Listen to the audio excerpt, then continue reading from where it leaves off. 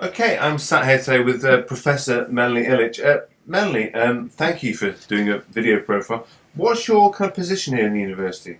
Well, Dave, I'm the Professor of Soviet History here in the School of Humanities. Okay, so what kind of interest does that imply you kind of have?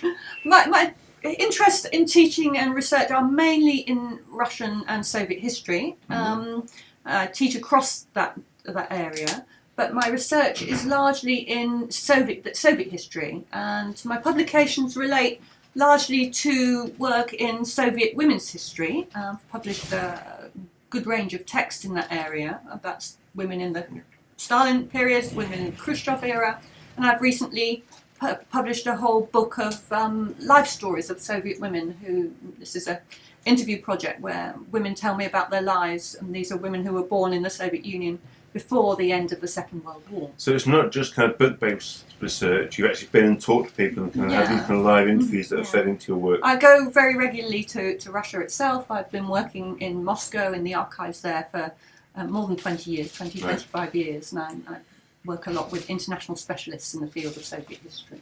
That's fantastic. And in terms of what students can expect when they're here, what modules do you contribute to and what levels are they at?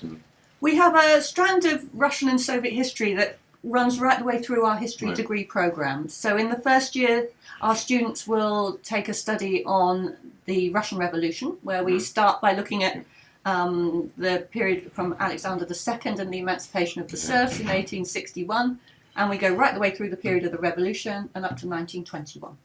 Right, so that gives a really good grounding. That's a very good basis. Kind of and we the look history at, of the Russian Revolution. We start looking at documents, materials, and actually we look at different approaches to studying of Soviet history, Russian history, I should say there, because we look at some of Eisenstein's films, his history films. So it's not just like through looking at books. It's not all through text, broad. So we look at some film and visual materials as well. So that kind of ushers in the Soviet period with the first years, yes, I guess. Exactly. And then they follow that through the second and third year? Yes, so in the second year, students have the opportunity to study the Stalin period. So we pick up from where we left off in the first year. We start in 1921 and we run right the way through to the death of Stalin in 1953.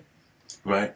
Covering all the major bases of Stalin period history, and hopefully challenging some of the ideas that students who maybe have studied that period of Soviet history before at A-level, challenging some of the sort of received wisdom they may have got from their previous study. And that's presumably through engaging in much more primary sources and a greater wealth of materials. We do a huge amount of work with primary sources, but we also spend a lot of time looking at the sort of current historiographical debates about all aspects of the Stalin period. I mean, another area that I research on myself is the Great Terror. So I write about Soviet victims of the Great Terror. And so we spend a lot of time talking about the sort of recent historiographical work that's been done on sort of Soviet politics in the 1930s. I'm assuming that the third year the students have the opportunity, if they choose to do so, to follow that through to a much more recent.